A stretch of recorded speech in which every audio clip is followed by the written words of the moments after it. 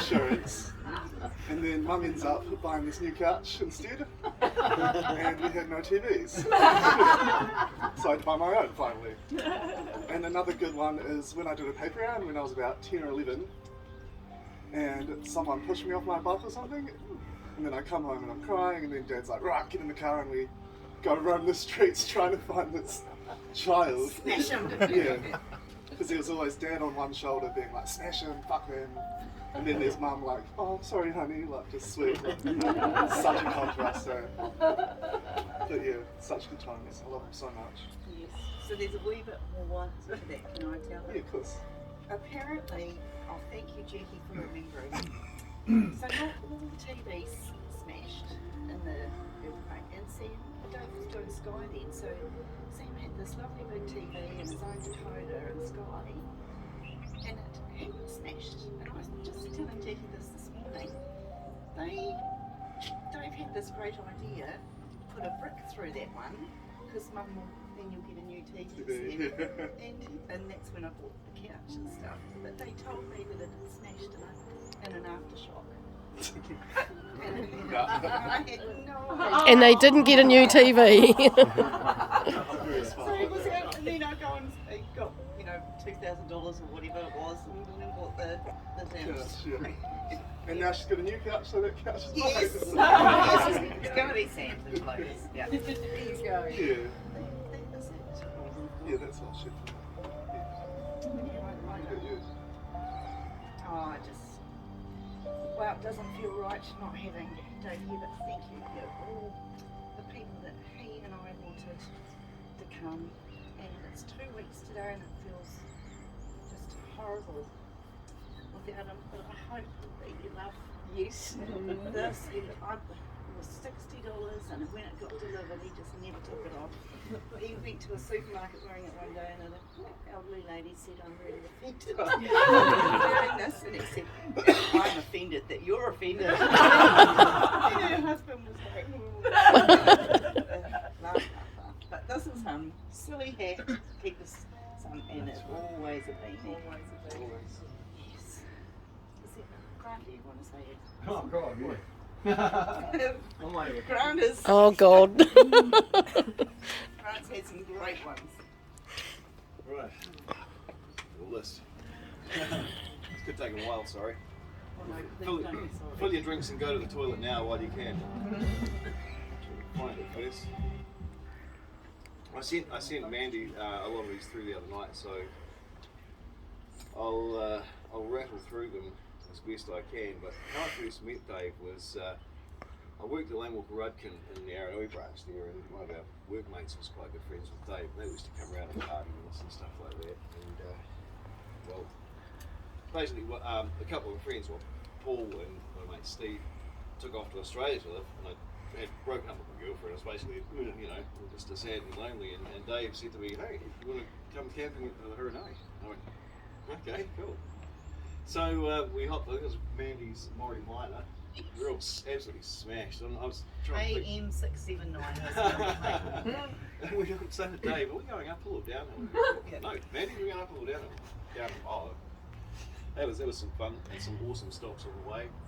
It was just such a great trip. And then we got there, and Dave got me so absolutely smashed that I was passed out against a tree, and I think it was Darren and Salty hauled me up by a little lapel of my army greatcoat that I was wearing at the time, and Dave held his smoke up to my mouth and pushed my stomach to make me breathe. It's the sort of friend he was. He was always very scary to me like that. But I just thought it was really cool, I had no friends basically, they'd all gone and left me, and Dave's like, "Hey, come on." He's very inclusive, and we just sort of clicked because I think we were very similar in a lot of ways in personality. So we used to. My parents had a house in Akarara. They were always going over there. And my first car was a 1935 Dodge sedan, and we restored it and everything like that. And we used to sit in the garage in the house there, and we'd have the house to myself. And needless to say, everyone would come around, and we'd have a few parties, and we would sit in the Dodge, as Dave would call it, the druggy buggy, and we would just cram in. It was a 5-seater, designed for 2 in the front, 3 in the back. We'd always have 4 in the back, 3 in the front. People on the outside as well, And what Dave would hold up his hand like this, and then we go, a joint there, and you go, oh, that's cool. And he'd open his hand, it'd be this really long, massive thing. And I'm sorry, these are not all truck stories. But it doesn't matter anymore. But and we just crack up laughing, and it would get passed around the car, and the window would be wound down, and it would go to the people outside, and they'd have some, and then the window would be wound up again, and it would go through the back and just form a big circle. We corrupted Paul Kelly. And me. Oh yeah, we corrupted Paul Kelly. He used to come around as well. It's a wonder he got his business going actually after all the stuff we pumped into him. Mandy one night, the parents had a pantry in the kitchen there which had bifold doors that you just pulled open and looked in. And one night, I don't know why I did this, but I just gently nudged Mandy into the pantry and closed the door.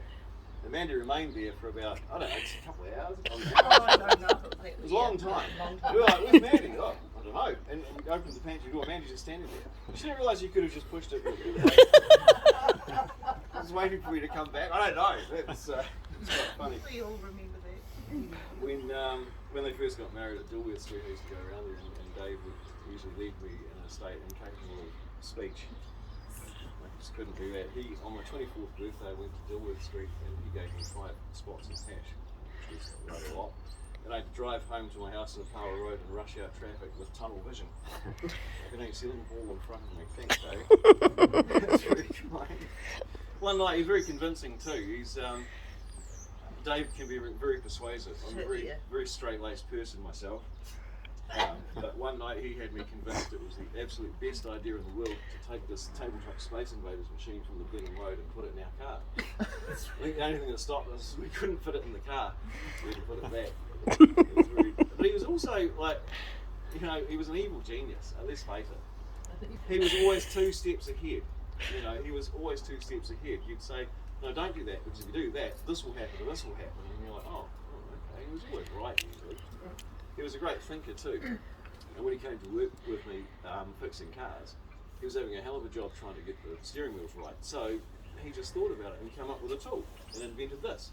It's a little scraper for putting filler around steering wheels. It's called a Robertson. It's a Robertson scraper. You might see them on the market one day. They make it so much. It's a real game changer in the car steering wheel restoration trade. We used to go to Akaroa a bit ourselves, and we used to have a good time over there.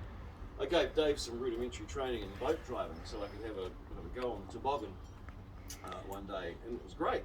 I was blasting around and I fell off, and unfortunately I forgot to tell Dave to slow down before, if I did fall off, and he just kept the speed up.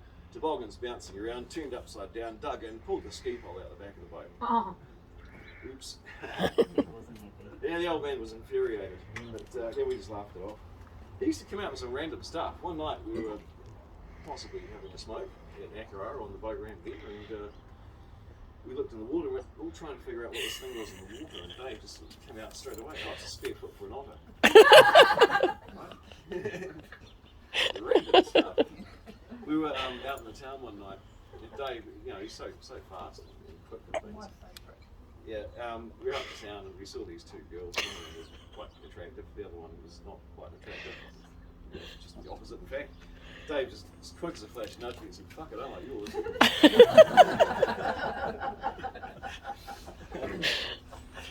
We used to have so much fun when we worked together, driving around in the truck. It was just a constant laugh. It was constantly laughing and just talking about all sorts of things and solving the world's problems.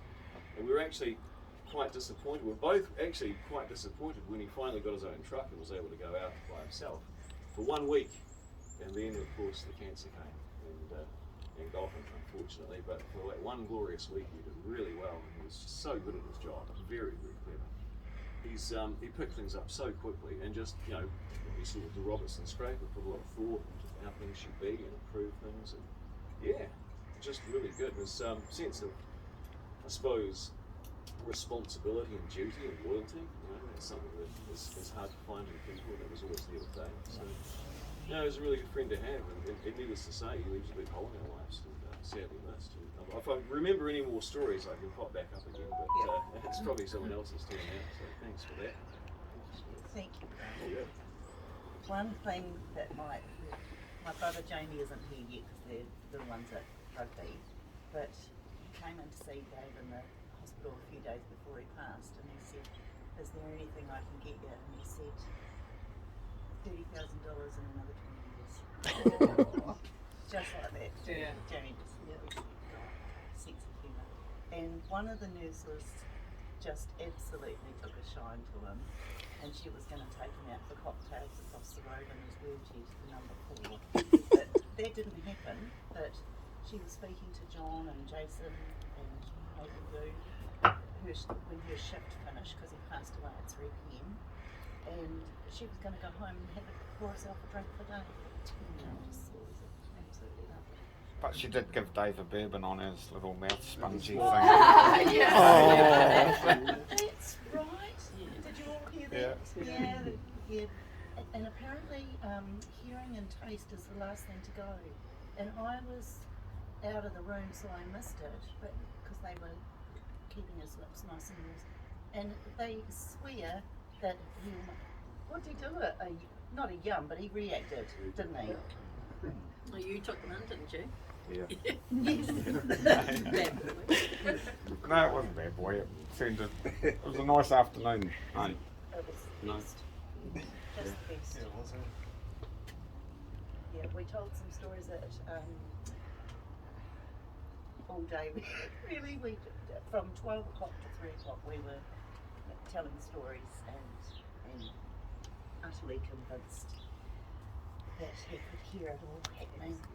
So there was Surly, Sam and I, John and Jamie with him, and just wouldn't have had it any other way. Debbie came in for about 20 minutes, and because everything was, fuck that, don't want people looking at me, and you know, but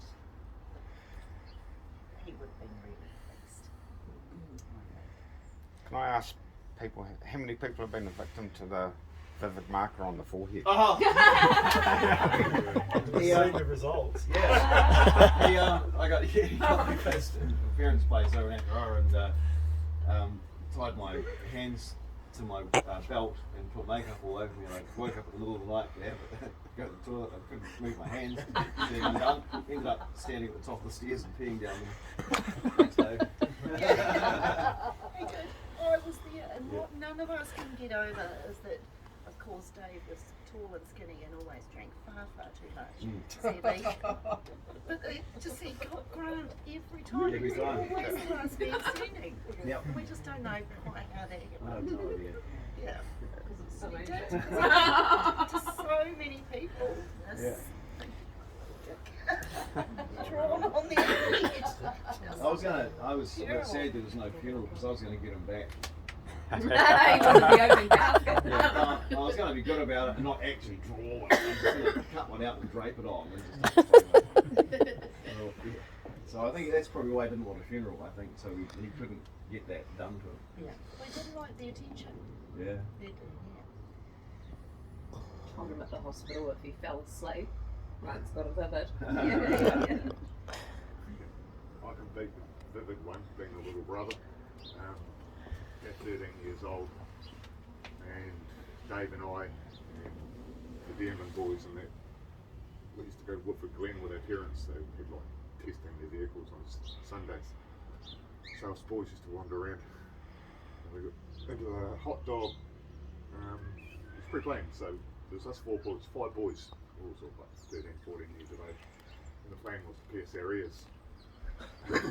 So Clinton Dearman brought a frozen chicken from home, called their ear down.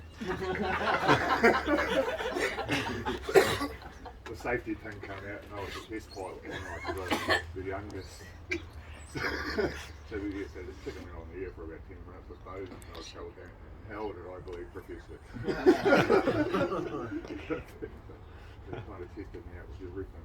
I was talking to Andy when we were with Dave on Saturday about him. The amount of time I spent with him, more than anybody else. Followed you everywhere. He did. He wouldn't get out of my bedroom. Turned up at school, work, you name it. He was, Steve. I think the time. Much love, brother. Do you think you could please tell the one about the motorbike you were Oh, going on? Paul Fowles, yeah. I bought a Vespa motorcycle from Bob Parika across the road with my first motorcycle. It was $18. I had to borrow 9 off mum, I think. We were about 14 years of age, and Dave collected scooters at the same time. We had pooches and rabbits and all sorts of stuff floating around. And I come home from school this afternoon, and mum brought me home in the car. We come up the driveway, and there's a motorcycle scattered all around the backyard. These big V's cut out of the steering columns, and that wrenched the handlebars down to try and turn them into choppers. And that was Paul Fowles and Dave. And of course, my bike was the first one to go. He was still paying his mum back. Yeah. But how did you get him back though? Oh, I stole his cassette tapes. Sold them to Echo Records, and I was, yeah, I'm surprised how much I got for some of them. Lou Reed. 22 bucks for Lou Reed, wasn't it? Yeah, it was Lou Reed, yeah, Yeah. yeah, it was something like you could buy a new one for $10 and I got like 22 bucks for it. And he bought smokes every time with it. He'd steal 2 or 3 at a time. Smoking was a terrible thing with us. I was probably about 13 and down at Wainoni School, and Dave thought he'd teach me how to smoke or force me to smoke or whatever, and his whole thing was then I couldn't tell mum on him because I'd done it myself. So he was always thinking one Yeah. step. Yeah. Pushed John under the bus. No, it's sadly missed him.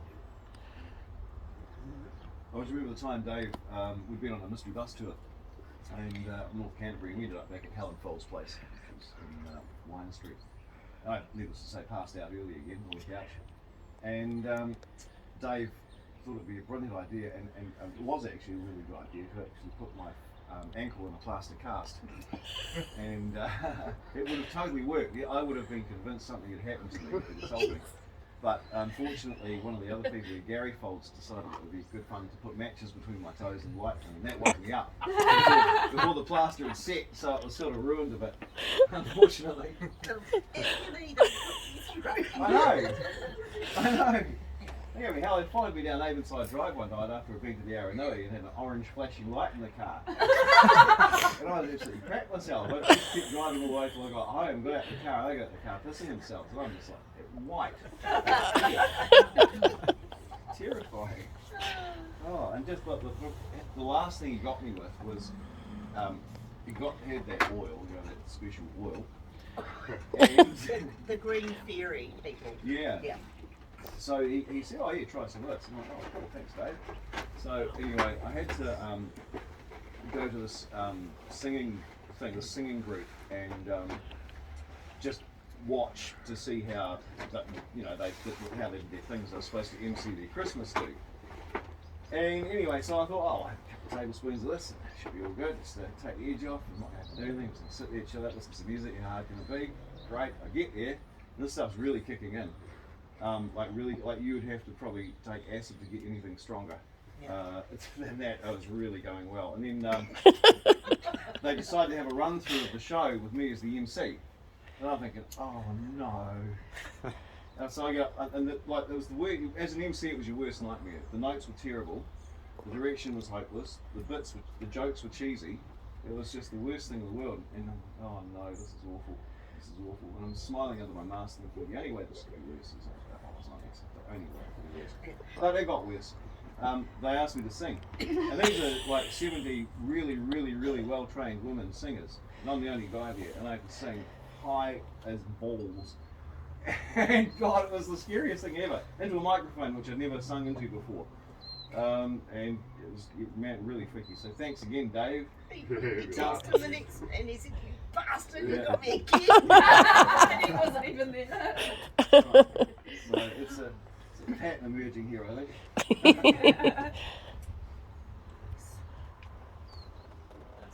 There's possibly others actually.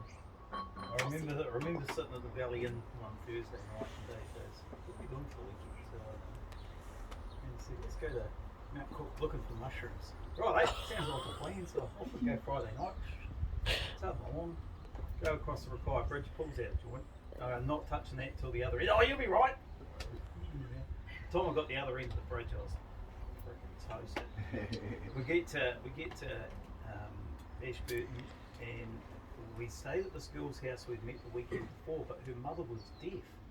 And Dave goes, "Oh," I said, "What are we drinking?" So we shot down the bottle store, and he walks out with a bottle of Kahlua. So Kahlua and Coke, we're onto it. Well, about 2 hours later, we both started talking like a deaf person. Full on conversation, not knowing what the hell we're saying to each other, but we're just going right off. And then next day, off we go to Outcook. We get there, and we're, not in a good state. And walk around, didn't see finding anything. I didn't know if they grow there, to be fair. Probably not. They do. They do.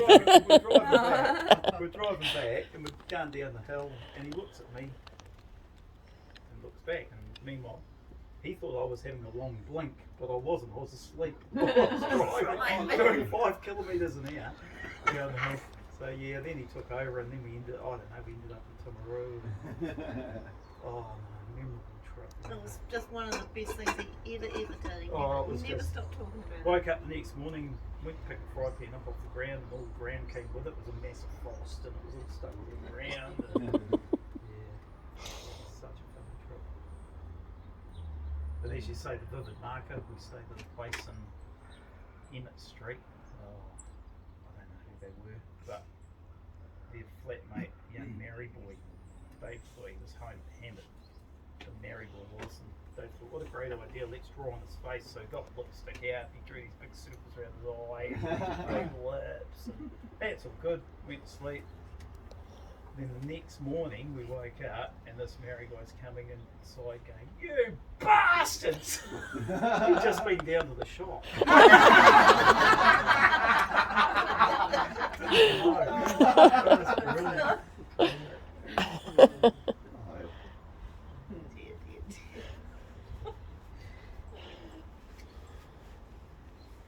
Mum, you can tell your frying pan one up.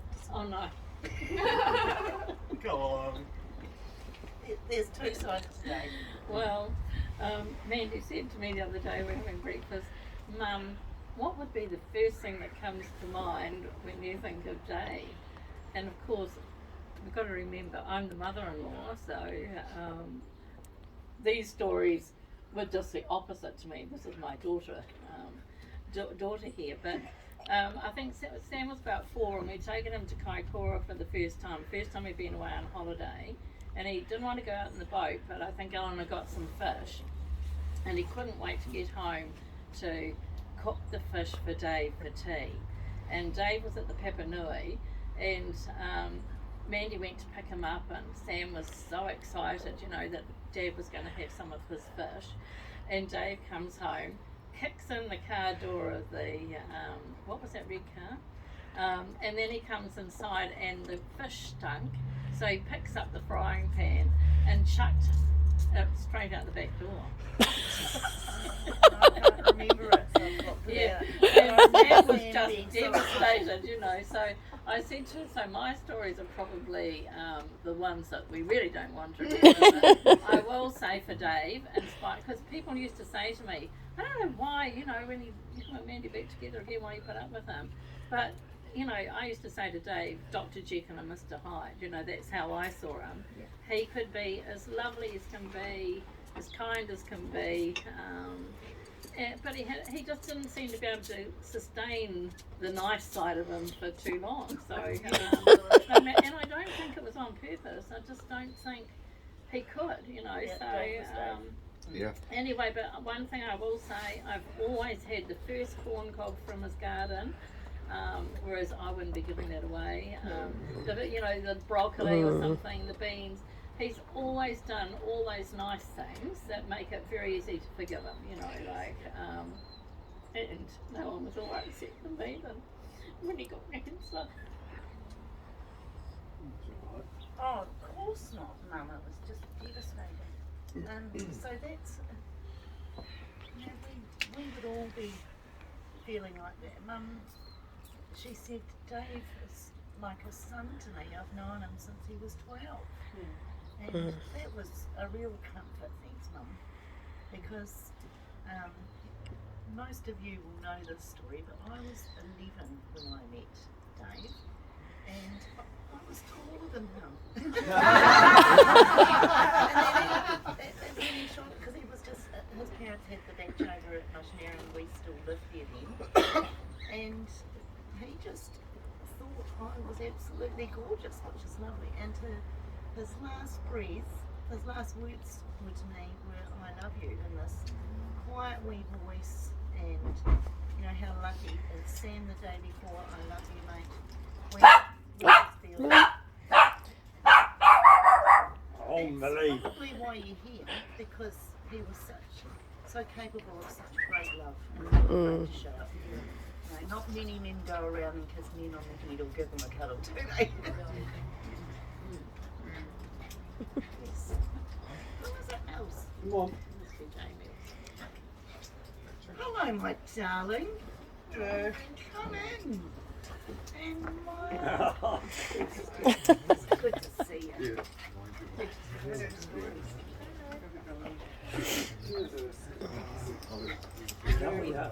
Well, it's exciting, Millie, isn't it?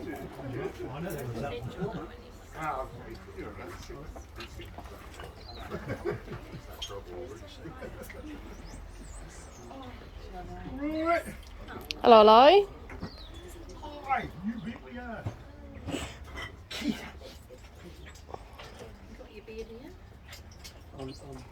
It's gone off. It's Jamie's doing a grand entrance. That's what Dave would say.